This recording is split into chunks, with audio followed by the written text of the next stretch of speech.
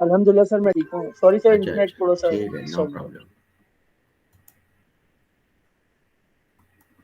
आजकल शादियों का मौसम है बहुत ज़्यादा।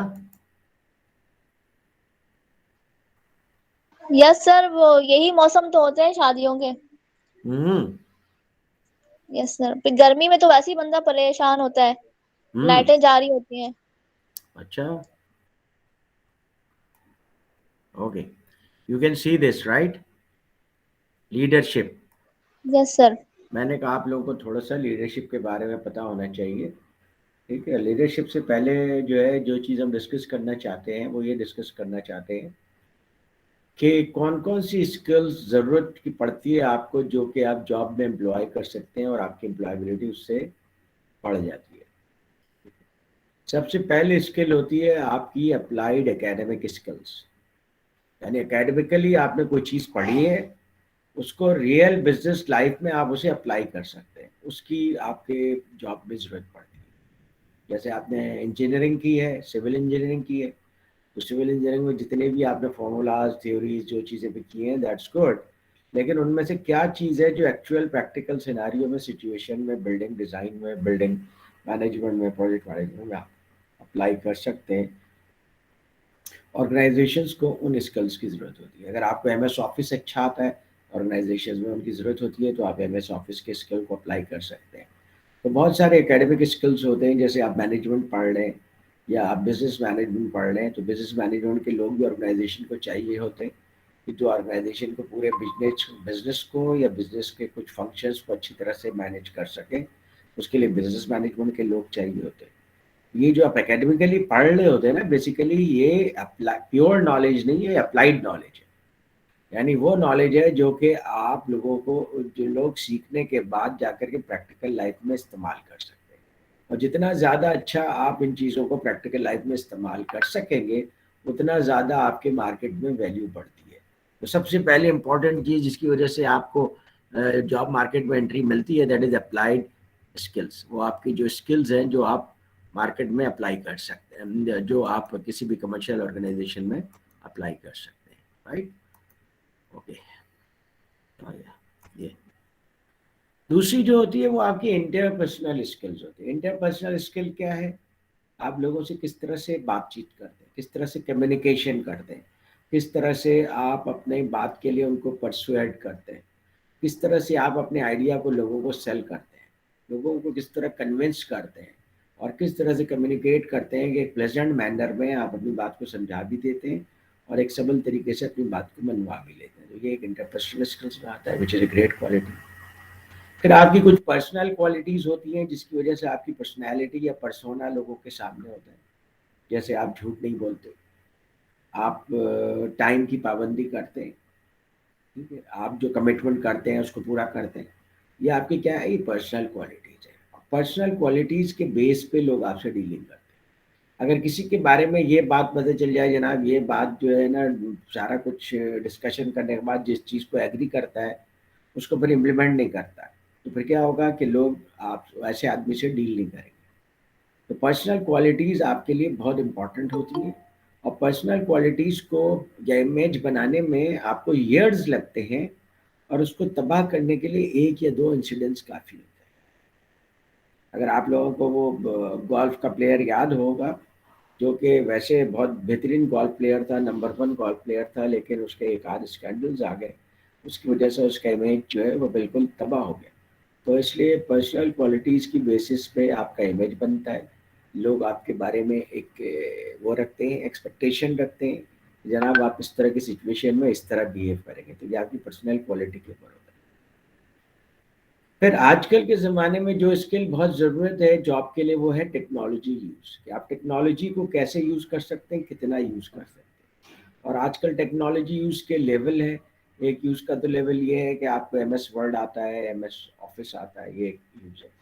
उसके अलावा आपको कोई और सॉफ्टवेयर आता है जो कि आपकी जॉब के लिए बहुत इंपॉर्टेंट है, जैसे बिजनेस एनालिटिक्स का सॉफ्टवेयर यूज़ कर सकते हैं आप, ठीक है, या प्रोजेक्ट मैनेजमेंट का सॉफ्टवेयर यूज़ कर सकते हैं। तो टेक्नोलॉजी का यूज़ आप कर सकते हैं, या सेल्स फोर्स मैनेजमेंट का सॉफ्टवेयर यूज़ कर सकते हैं। तो ये आपके लिए एक प्लस पॉइंट होता है। या पूरा ईआरपी में आप काम कर चुके हैं, ईआरपी इन्वायरमेंट में काम कर चुके हैं, एसएपी में काम कर चुके हैं, आपकी वैल्यू और ज़्यादा होती है कि आप एसिक इन्वायरमेंट में काम कर चुके हैं, तो आपको ऐसी ऑर्गेनाइजेशन प्रेफर करती हैं जहाँ पे एसिक इम्प्लीमेंटेड हो। फिर ये देखा जाता है कि आपकी थिंकिंग आइसोलेटेड है या सिस्टम्स थिंकिंग है। सिस्टम थिंकिंग क्यों ज़रूरी है? सिस्टम कहते हैं कि एक ऑर्गेनाइजेशन जो है बहुत सारे छोटे छोटे सिस्टम से मिलकर बना हुआ होता है। और सिस्टम बेसिकली क्या है कि आप उसके अंदर इनपुट देते हैं, वो सिस्टम पे प्रोसेसिंग करता है और वो आउटपुट हो जाता है। ये है सिस्टम। हर जगह पूरे ऑर्गेनाइजेशन में यही हो रहा होता है। और चूंकि बहुत मास लेवल पे हो रहा है तो कॉम्प्लिकेटेड वे में हो रहा होता है, तो वहाँ पे सिस्टम्स थिंकिंग थिंकिंग आपको हेल्प करती है कि आप एक छोटा सा पोर्शन आइसोलेट कर लें और उस पोर्शन को आइसोलेट करके उसके बारे में आप सोचें और उसके बारे में इवेल्युएशन करें। तो ये सिस्टम्स थिंकिंग कहलाती है। उससे आपको कॉम्प्लिकेटेड चीज़ें समझने में मदद मिलती है। जैसे मिसाल के तौर पे आपको ह्यूमन बॉडी को समझना है। अगर ह्यूमन बॉडी को इन टोटलिटी आप समझेंगे तो इट इज़ वेरी कॉम्प्लिकेटेड। लेकिन अगर आप उसको समझना चाहते हैं तो आप अलग अलग किडनी को समझिए, फिर हार्ट को समझिए, फिर माइंड को समझिए, तो ज़्यादा बेहतर तरीके से आप ह्यूमन बॉडी को समझ सकेंगे और फिर इस नॉलेज को इंटीग्रेट कर सकेंगे। ऑर्गेनाइजेशंस में चूंकि मल्टीपल फंक्शंस काम कर रहे होते हैं, इसलिए वहाँ पे सिस्टम्स थिंकिंग बहुत ज़्यादा हेल्प करती है। सिस्टम्स थिंकिंग से आप कॉम्प्लिकेटेड प्रॉब्लम्स के पार्ट स्टडी करके होल को समझ सकते हैं। उसके बाद नेक्स्ट चीज़ है that is communication skills. Communication skills का मतलब है कि आप लोगों से किस तरीके से अपना मैसेज लोगों को पहुंचाते हैं। अच्छा, कम्युनिकेशन में होता क्या है? जब आप किसी के साथ कम्युनिकेशन करते हैं तो आप कोई चीज जो आइडिया है वो दूसरे आदमी तक ट्रांसफर करना चाहते हैं। जब आइडिया आपके दिमाग में आता है तो वो सिर्फ एक आइडिया होता है, उसका कोई शेप या कलर नहीं होता है। आप अपनी लैंग्वेज में उसको शेप और कलर देते हैं और जो शेप और कलर को आप वर्ड्स देते हैं वो फिर आप अगले आदमी को एक्सप्रेस करते हैं। अगर आप आइडिया को एक्यूरेटली प्रिसाइजली अपने दिमाग में वर्ड्स के सूरत में ट्रांसफॉर्म नहीं कर सकते, जो कि 100% केसेस में होता है, तो पहले स्टेज पे अप्रोक्सीमेशन हो जाती है कि आपका आइडिया अप्रोक्सीमेट वे में खुद आप जो रिप्रेजेंट करने जा रहे हैं उस कॉम्प्लिकेशन को वो आप 100% एक्सप्रेस नहीं कर पा रहे। तो एक कॉम्प्लिकेशन तो यहाँ आती है। क्या हुआ मरियम तुम्हें? सर वो कोई फर्रुख साहब है, वो कह रहे हैं कि वो ज्वाइन करवा दें, वो पॉज हुए हुए हैं। कहाँ पे पॉज में? मैंने तो किसी को पॉज नहीं किया हुआ है। पता नहीं, मेरे उनका मैसेज आया हुआ है। उनको बोले दोबारा ज्वाइन करें, मैं देख लेता हूँ।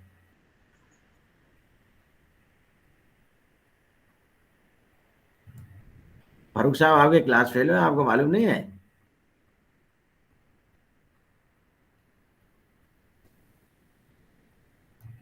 उनका मैसेज है, please let me in. WhatsApp पे मैसेज किया है उन्होंने। हाँ, इन करूँ उनको मैं? आप बता दें मुझे किधर, यहाँ पे कोई मैसेज नजर आ रहा है आपको?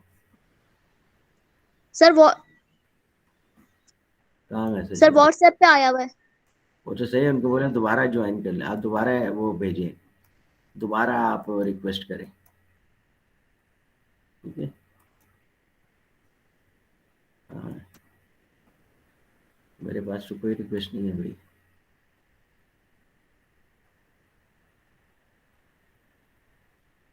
वो बाहर से कर रहे होंगे तो मैं उनको ऐड भी नहीं कर सकता, ठीक है? अगर इनके यहाँ पर आईडी फर्रुख गनी खान, राइट? क्या नाम है उनका? क्या नाम है उनका? सर फर्रुख गनी खान। यही नाम है? Yes sir. हाँ, फर्रुख गनी। ये लो, वो ज्वाइन कर लें। मैंने तो कहा है ज्वाइन कर लो भाई, ठीक है? मेरे पास तो कोई वो नहीं आया हुआ है, इनविटेशन नहीं है कि मैं जिस किसी को ज्वाइन करूँ। तो उनको बोले दोबारा से ज्वाइन करने की रिक्वेस्ट है और कोशिश करेंगे एनईडी के आईडी से ज्वाइन करें। ओके, ये जो स्किल्स है ना, ये आप लोगों को समझने की ज़रूरत है कि स्किल्स आपके लिए क्यों इम्पोर्टेंट है और इन स्किल्स को यूज़ करके आप किस तरह से कमर्शियल अरेना में आगे बढ़ सकते हैं। ये कम्युनिकेशन स्किल है, जब आप अपने आइडिया को वर्ड्स की शक्ल देते हैं। वो कोई लेटर हो सकता है, मेमो हो सकता है, फ़ोन कॉल हो सकता है, रिपोर्ट हो सकती है, फिर वो आप किसी को भेजते हैं, सेंडर रिसीवर को भेजता है, रिसीवर उसको किसी मीडिया से रिसीव करता है। मीडिया से रिसीव करने का क्या मतलब है कि इसको आप बाई मेल भेजते हैं, बाई फ़ोन भेजते हैं, बाई ईमेल भेजते हैं, तो ये सब मीडिया है। रिसीव करने के बाद जब वो पढ़ता है तो उसको अपने तौर पर उसे इंटरप्रेट करता है, तो जाहिर है कि उसकी अपनी पर्सनैलिटी है, उसका अपना परसेप्शन है, इसलिए आज से उसे इंटरप्रेट करता है। तो मैसेज को कम्युनिकेट करना और ये कोशिश करना कि मैसेज तकरीबन वैसे ही पहुंच जाए जैसे आप पहुंचाना चाहते हैं, तब वो एक बहुत बड़ा चैलेंज है। अच्छा, फिर उसके बाद एक और आजकल बड़ी इम्पॉर्टेंट चीज़ हो गई है, दैट इज़ इंफॉर्मेशन यूज़। हमारे ज़माने में जब हम लोगों ने जॉब शुरू की थी ना, तो इंफॉर्मेशन एक्सेस का मसला था।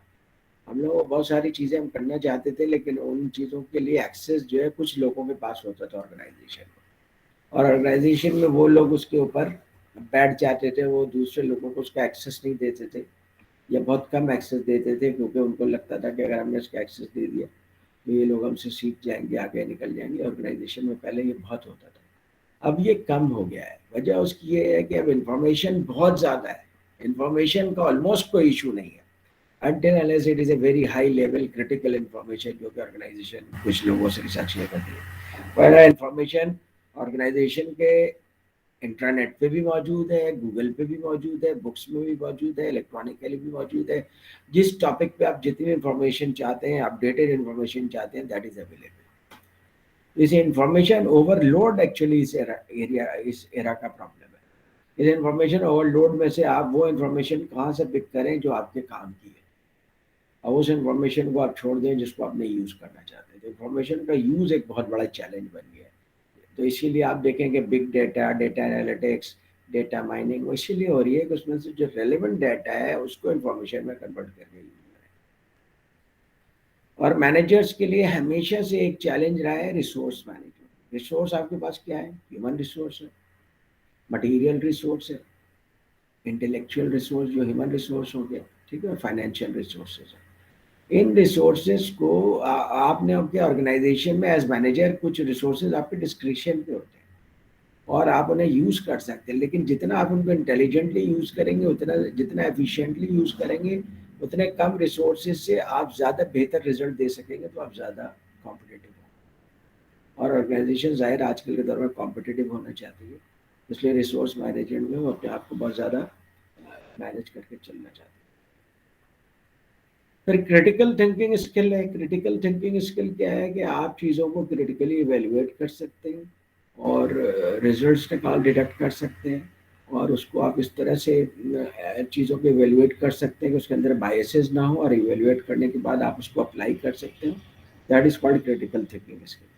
ठीक है, ये भी एक बहुत ज़्यादा वैल्यू होती है, क्योंकि लोगों के क्रिटिकल थिंकिंग में बहुत सारे बायसेस आ जाते हैं। फर्र होगा नहीं तो क्या करें यार, किधर अप्लाई कर रहा है ये, कहाँ है इसका? तो कोई आ नहीं रहा है यार, अजीब आदमी है यार।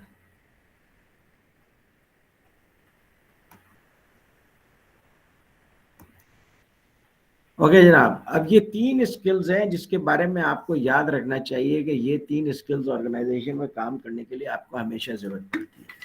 Number 1 is technical skill. ठीक है, टेक्निकल स्किल आपकी वो स्किल होती है जिसकी बेसिस पे आप ऑर्गेनाइजेशन में एंटर होते हैं। जैसे आप इंजीनियर हैं, जैसे आप मार्केटिंग के आदमी हैं, आप सप्लाई चेन के आदमी हैं, फाइनेंस के आदमी हैं। जब आप कहते हैं कि मैंने फाइनेंस में डिग्री ली है, मार्केटिंग में डिग्री ली है, सिविल इंजीनियरिंग में डिग्री ली है, तो आपकी डिग्री की बेस पे पता चल जाता है कि आपकी टेक्निकल स्किल क्या है और आपको ऑर्गेनाइजेशन में कहाँ प्लेस किया जा सकता है। तो किसी भी ऑर्गेनाइजेशन में एंटर होने के लिए what you need technical skills. ठीक है जनाब, एंट्री के लिए आप किसी भी ऑर्गेनाइजेशन में टेक्निकल स्किल के बगैर एंटर नहीं हो सकते। आप जितने भी एक्सपर्टीज गेन कर लें, जब ऑर्गेनाइजेशन में जाते हैं, आपका इंटरव्यू होता है, तो वो आपको इवेल्युएट करते हैं कि आपकी एक्सपर्टीज मार्केटिंग में है, सप्लाई चेन में है, परचेज में है, टेक्नोलॉजी में है। तो जिस चीज़ में होती है, जैसी टेक्निकल स्किल होती है, उसमें आपको उस एरिया में आपको काम दिया जाता है। अच्छा, जब आपके पास टेक्निकल स्किल होती है ना, तो टेक्निकल स्किल के बेसिस पे आप कुछ काम करते हैं। वो काम आप कभी भी ऑर्गेनाइजेशन के अंदर कम्युनिकेट नहीं कर सकते, लोगों को बता नहीं सकते अगर आपके पास अच्छी इंटरपर्सनल स्किल ना हो, इंटरपर्सनल स्किल का मतलब है कि आप लोगों से कम्युनिकेट कर सके, लोगों को परसुएट कर सके, तो मिडिल लेवल मैनेजमेंट में आपको इंटरपर्सनल स्किल की ज़्यादा ज़रूरत पड़ती है। That you need to develop, कि आप प्लेजेंट तरीके से लोगों के साथ कम्युनिकेट कर सकें।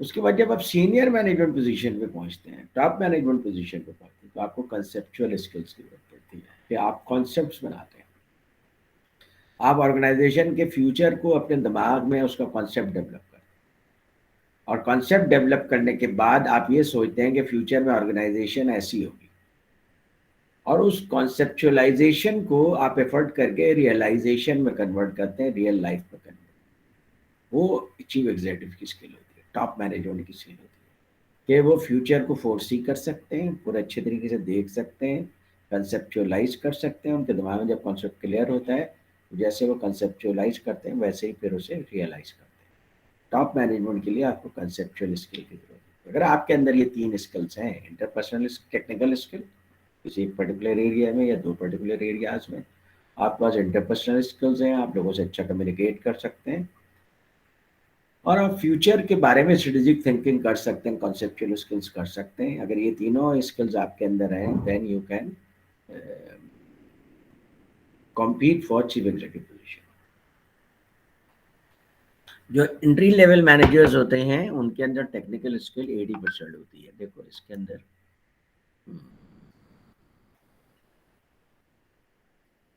यहाँ पे डिटेल्स भी दी हुई हैं टेक्निकल स्किल्स में, जैसे कि सोशल मीडिया में आप काम करें तो मार्केटिंग की टेक्निकल स्किल्स है, तो आप टेक्निकल राइटिंग कर सकते हैं, प्रोजेक्ट मैनेजमेंट कर सकते हैं, कोडिंग कर सकते हैं, बिग डेटा एनालिसिस कर सकते हैं। तो ये अलग अलग टेक्निकल स्किल्स है, और इसी वजह से इन अलग अलग टेक्निकल स्किल्स में अलग अलग एरिया के लोग काम करते हैं।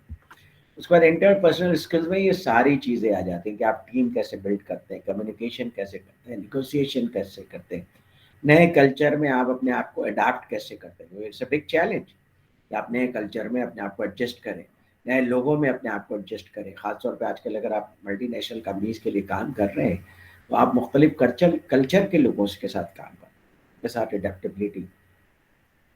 फिर अफर्मेशन स्किल्स के चीज़ों को आप पॉजिटिव लें अफर्मेटिव वे में लें, एक्सेप्ट करें, वो स्किल्स चाहिए। फिर परसुएशन स्किल्स, लोगों को कन्विंस कर सकें, अपने आइडिया को सेल कर सकें। आप फिर ऑफ कोर्स ऑर्गेनाइजेशन में कॉन्फ्लिक्ट्स भी होते हैं, आपके भी होंगे, लोगों को भी होंगे, आप उन कॉन्फ्लिक्ट्स को कैसे मैनेज करते हैं, ये सब मिल करके इंटरपर्सनल स्किल्स कहलाते हैं। फिर कंसेप्चुअल स्किल्स मैंने आपको बताया है कि ये टॉप मैनेजमेंट की स्किल्स है, उसके अंदर डिसीजन मेकिंग भी आ जाता है, ऑर्गेनाइजिंग भी आ जाता है। ऑर्गेनाइजिंग मैंने आपको बताया था कि जो ऑर्गेनाइजेशनल स्ट्रक्चर बनाते हैं वो ऑर्गेनाइजिंग का सबसे टॉप मोस्ट काम है।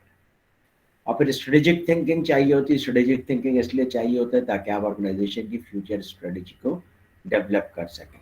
And then you need planning के कैसे आप स्ट्रेटेजी डेवलप करेंगे, फिर उसे आप मैनेज कैसे करेंगे, फिर एथिक्स को इन्वॉल्व करेंगे।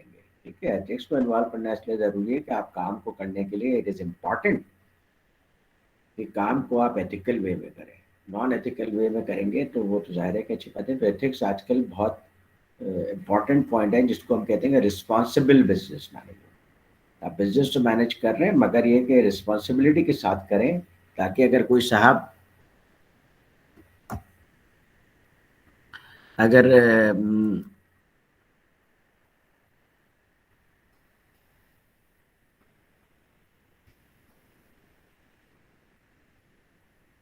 तो अगर आप कोई बिजनेस मैनेज कर रहे हैं तो रिस्पॉन्सिबल बिजनेस मैनेजमेंट आजकल रिक्वायरमेंट है कि आपने एनवायरनमेंट को भी टेक केयर करना है, आपने सोशली भी रिस्पॉन्सिबल रहना है। तो एथिकल जजमेंट आजकल के बिजनेस में बहुत ज़्यादा इम्पोर्टेंट पॉइंट है। फिर यहाँ पे इन तीनों बिजनेस एरियाज का देखें, ये दिखाया गया है कि जब आप सुपरवाइजरी पोजीशन पे होते हैं, यानी कि इनिशियल लेवल मैनेजमेंट में होते हैं, बिगनिंग लेवल मैनेजमेंट होते हैं, तो सबसे ज़्यादा आपको टेक्निकल स्किल्स की ज़रूरत होती है। आप देख सकते हैं रेड कलर सुपरवाइजरी लेवल में सबसे ज़्यादा है, और उसके बाद आपको ह्यूमन स्किल या इंटरपर्सनल स्किल की ज़रूरत होती है, और बहुत कम कॉन्सेप्चुअल स्किल की ज़रूरत होती है। जो ब्लू कलर है दैट इज़ कॉन्सेप्चुअल स्किल, क्योंकि सुपरवाइजरी लेवल पे आपका इतना कॉन्सेप्चुअल काम नहीं है। जब मिडिल लेवल मैनेजमेंट में आपको टेक्निकल स्किल्स की ज़रूरत पड़ती है, कुछ कुछ आपको इंटरपर्सनल स्किल्स या ह्यूमन स्किल्स की ज़रूरत पड़ती है, और कुछ आपको कॉन्सेप्चुअल स्किल्स की ज़रूरत पड़ती है। रीज़न इज़ कि आप टॉप मैनेजमेंट के साथ काम करते हैं और टॉप मैनेजमेंट जो आपको कंसेप्चुअल चीज़ें देती है उसको आप फिर बॉटम मैनेजमेंट में उसको आप वो करते हैं। फारूक को मैंने ऐड तो कर लिया, वो नज़र क्यों नहीं आ रहा?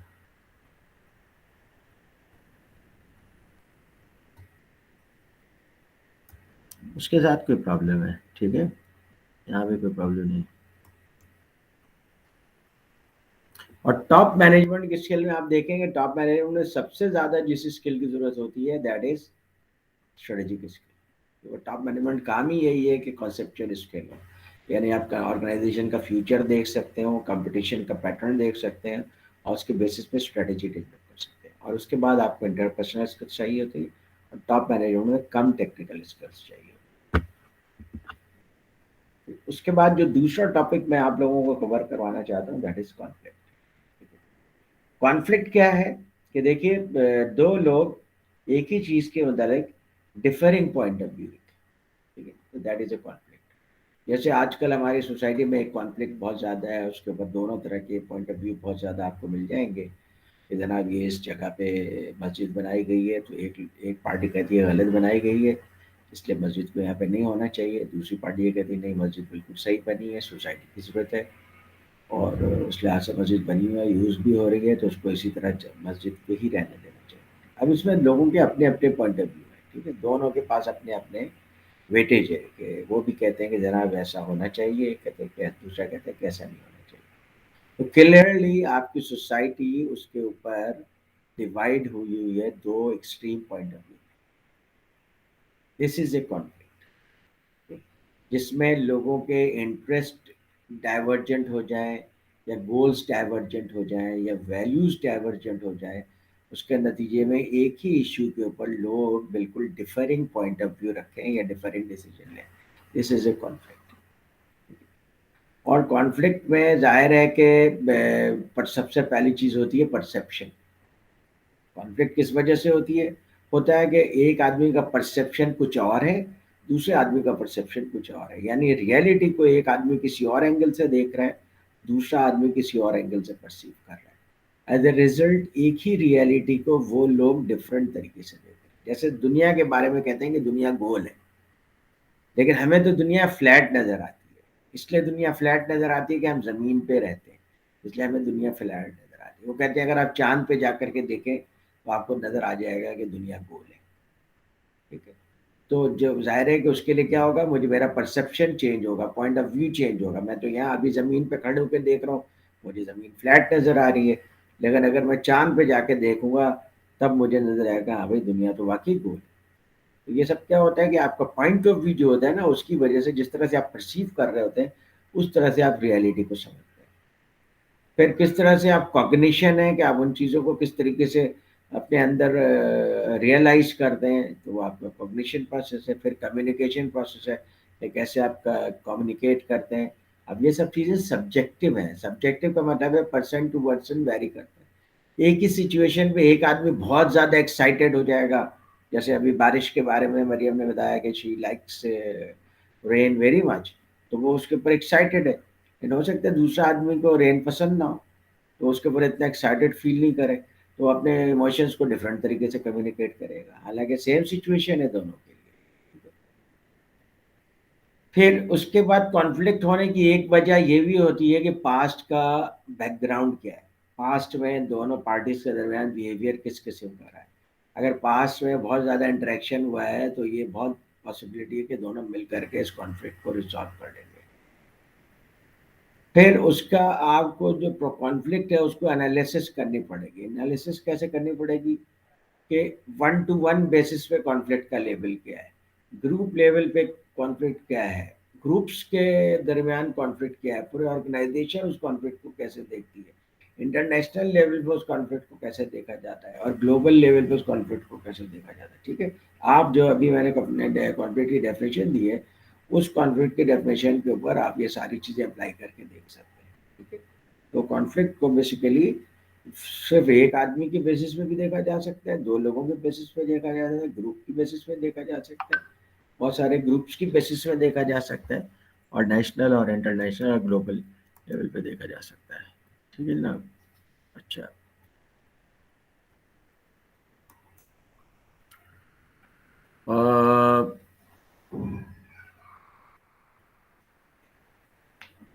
जो सबसे ज्यादा कॉन्फ्लिक्ट के बारे में पूछा जाता है कि ये कॉन्फ्लिक्ट गुड है या बैड है, तो कॉन्फ्लिक्ट को बहुत सारी जगहों में हम समझते हैं कि कॉन्फ्लिक्ट इज वेरी गुड। क्यों अच्छा है? वजह उसकी है कि देखिए, एक ऑर्गेनाइजेशन में अगर एक ऑर्डर पास किया जाता है, एक चीज डिस्कस की जा रही है, उसमें सब कहते हैं हाँ ठीक है, इसका मतलब है नोबडी इज थिंकिंग। बस एक टॉप लेवल के मैनेजर ने एक बात कह दी है, अब now everyone is accepting that. लेकिन अगर उन्हीं में से कोई आदमी उठ करके कहे नहीं जनाब, इसको मैं ऐसे नहीं किसी और पॉइंट ऑफ व्यू से देखता हूँ, तो वो तो है कॉन्फ्लिक्ट। लेकिन कम से कम कोई आदमी सोच तो रहा है। इसलिए जहाँ पे अगर कॉन्फ्लिक्ट हो और उस पर लोग सोच रहे हो, डिस्कशन कर रहे हो, तो नया पॉइंट ऑफ व्यू आता है। और एंटरप्रेन्योरशिप इसी का नाम है। Entrepreneurship highest level of conflict पे एग्जिस्ट करता है। ये एंटरप्रेन्योर उन चीजों के बारे में बात करता है जिसके ऊपर लोग काम नहीं करना चाहते, लेकिन एंटरप्रेन्योर कहता है नहीं, इसके ऊपर काम करके we can make a business sense. तो इसलिए ऑर्गेनाइजेशन के अंदर पॉइंट ऑफ व्यू का डिफर करना अच्छा होता है। लेकिन उसको जब पॉइंट ऑफ व्यू डिफर करते हो जाए और ऑर्गेनाइजेशन उसको किसी पॉइंट पे सेटल करना चाहे, तो उसका भी मैकेनिज्म होना चाहिए कि भाई इस कॉन्फ्लिक्ट को हम इस पॉइंट पे सेटल करते हैं। Conflict is actually good, differing point of view is good. लेकिन ये कि उसको आप किस तरह से लेके चलते हैं, मैनेज करते हैं, दैट इज इम्पॉर्टेंट। और इनोवेटिव ऑर्गेनाइजेशन में तो कॉन्फ्लिक्ट हमेशा होता है।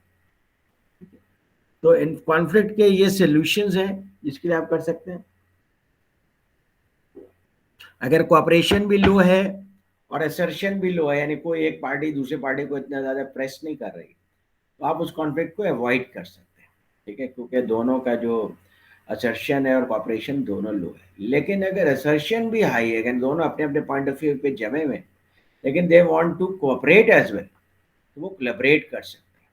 ठीक है कि ठीक है भाई, हम दोनों मिल करके इसके ऊपर काम करते हैं, सो दैट इस कॉन्फ्लिक्ट को हम रिजॉल्व कर लेंगे। और दरमियान में आता है कि आप कंप्रोमाइज कर सकते हैं। अगर असर्टिव भी है और कोऑपरेटिव भी है, तो आप उसे कंप्रोमाइज भी कर सकते हैं। और अगर बहुत ज़्यादा असर्टिव एक पार्टी है, तो वो कॉम्पिटिशन करेगी, कॉम्पीट करेगी, ठीक है, नया बिजनेस डेवलप हो जाएगा।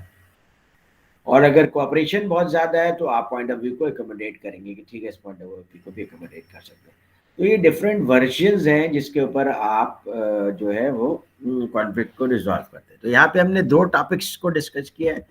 एक कौन कौन से स्किल्स इंपॉर्टेंट है आपके लिए प्रैक्टिकल लाइफ में सक्सेसफुल होने के लिए, और दूसरा ये है कि कॉन्फ्लिक्ट कैसे पैदा होता है और कॉन्फ्लिक्ट को आप कैसे रिजॉल्व करते हैं, and why conflict is important. Okay, ये मैं आप लोगों को ये क्लास में इसको ऐड कर रहा हूँ, इस लेक्चर को। क्या नाम था इसका?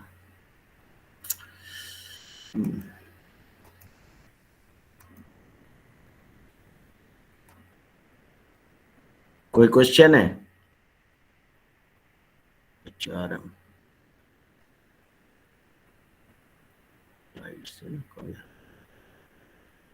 कुछ पूछना है आप लोगों को इसके बारे में?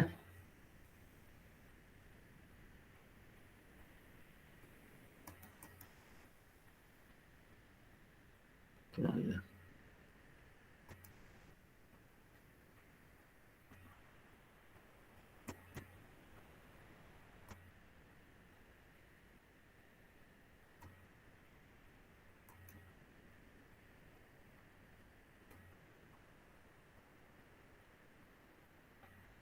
हेलो मरियम, तुम्हें ये चीजें समझ आ रही हैं?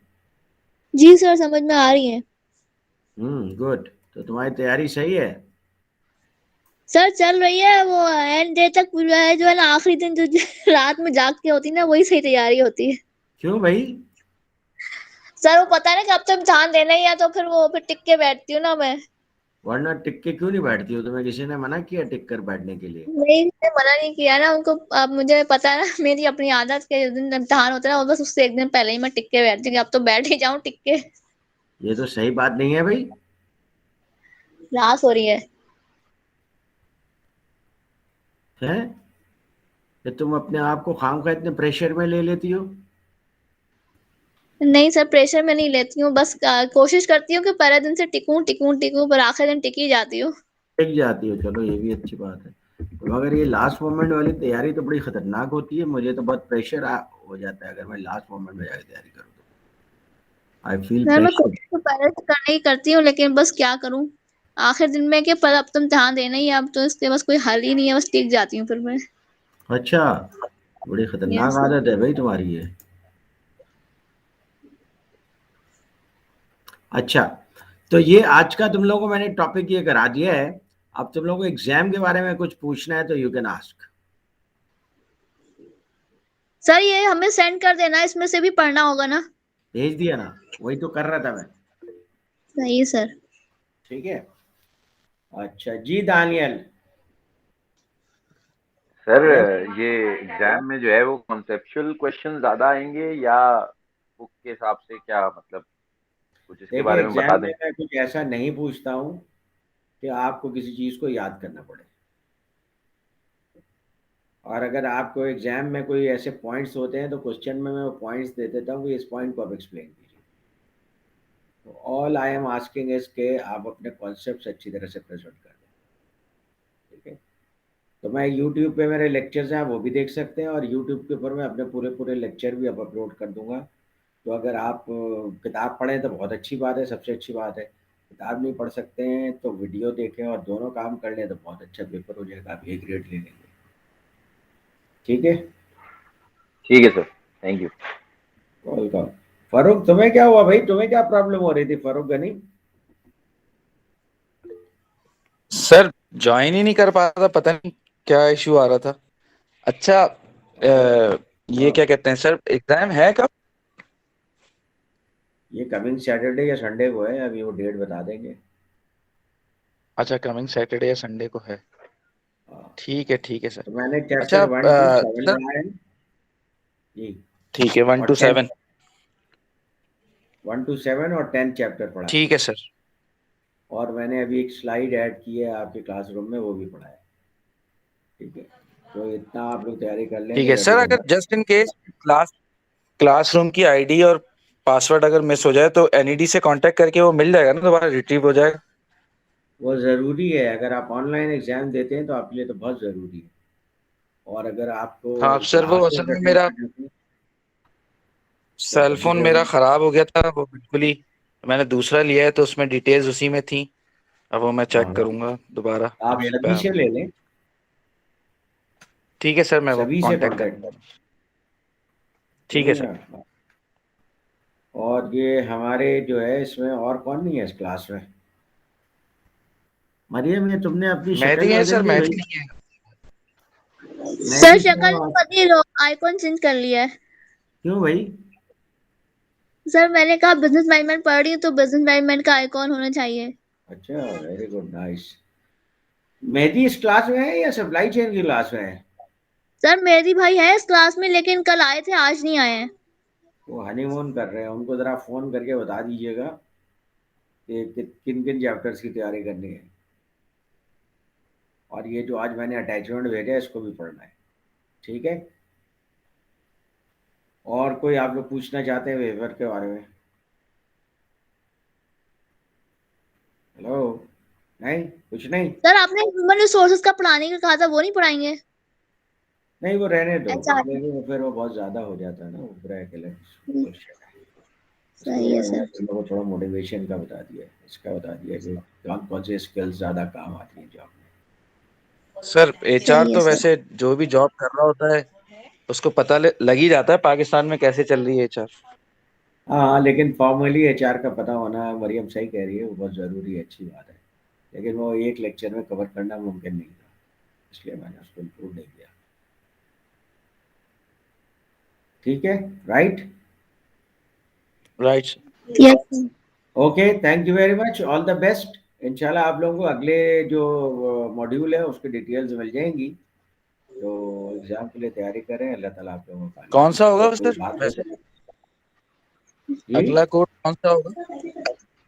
अगला कोर्स हमारा कौन सा होगा? अगला कोर्स यार मैंने तुम लोगों से इसीलिए गूगल फॉर्म का कहा था ना, कि गूगल फॉर्म फिल करके भेजो ताकि मुझे पता चले सर कि मैंने कौन तो कौन फिल सी। कर दिया, बस मेहदी भाई रह गए हैं, बाकी तो सब का पता नहीं मुझे, हम लोग ने तो फिल कर दिया, सिर्फ मेहदी भाई रह गए हैं, तो उनका तो प्रोजेक्ट रह गया है बस। तो मैं अब देख ही लेता हूँ कि क्या है सिचुएशन।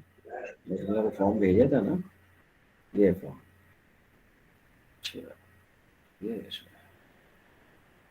अच्छा, अभी बहुत सारे लड़कों ने इसको एक्चुअली भरा नहीं है ना, ऑर्गेनाइजेशन सिस्टम्स कर लिया है, मार्केटिंग मैनेजमेंट रहता है, अकाउंटिंग एंड फाइनेंस रहता है, तुम लोगों का अकाउंटिंग रहता है ना, राइट? सर अकाउंटिंग है, एसपीडीएम और मेरा सप्लाई चेन भी है। बाकी सप्लाई चेन तो और किसी का नहीं रहता, सबसे ज्यादा जो है सर इस पे एसपीडीएम कर लें, वो कंटिन्यू में आ जाएगा, इसमें के बहुत सारे चैप्टर जो होंगे ना वो भी कवर हो जाएंगे। एक्सपीरियंस करने में प्रॉब्लम ये है कि सबने अकाउंटिंग नहीं किया है। सर अकाउंटिंग पढ़ा दें। समझी, वो अकाउंटिंग पढ़ना जरूरी है तुम लोगों का, फिर एसपीडीएम कर सकते हो। Okay sir. ठीक है, और सबने फिल भी नहीं किया है इसको, तुम लोग सब फिल नहीं करोगे तो how will I come to know कि क्या हो रहा है। मेहदी का सर आज कौन तो रह आपने गया ये सर? मेहदी सर का ये वाला आई थिंक आपने उसमें नहीं शेयर किया, वो जो मेन ग्रुप है ना पीजीडी का, उसमें नहीं शेयर किया है। वो लोग तो सब कंप्लीट कर चुके हैं, उनको सब पूछने की क्या जरूरत है क्या? सर फिर हम लोगों ने तो कर दिया, बस सिर्फ मेहदी भाई रह गए हैं, उबैर भाई ने भी कर दिया है, उनका भी सिर्फ प्रोजेक्ट रह गया है। मेहदी ने कर दिया, उबैर का ऑर्गेनाइजिंग सिस्टम्स वगैरह, बाकी सब उबैर कंप्लीट कर चुका है। गुड, तो आई थिंक कि तुम लोगों के लिए ज़्यादा सूटेबल बनता है मेरे हिसाब से मार्केटिंग मैनेजमेंट है ना तुम लोगों का? सर मैंने तो कर लिया मार्केट मैनेजमेंट। मार्केटिंग मैनेजमेंट सिर्फ एक का रहता है, दैनियाल का। पटो करनी, तुमने मार्केटिंग कर ली है? नहीं सर, मेरा दूसरा कोर्स है ये, अभी जो मैं कर रहा हूँ। ये आपकी मेहरबानी होगी, आप अकाउंटिंग भी ये पूरा रहता है, फॉर्म तो फिल कर एसपीडीएम दो, भी रहता है। आप लिख तो देना उसके ऊपर रिमेनिंग।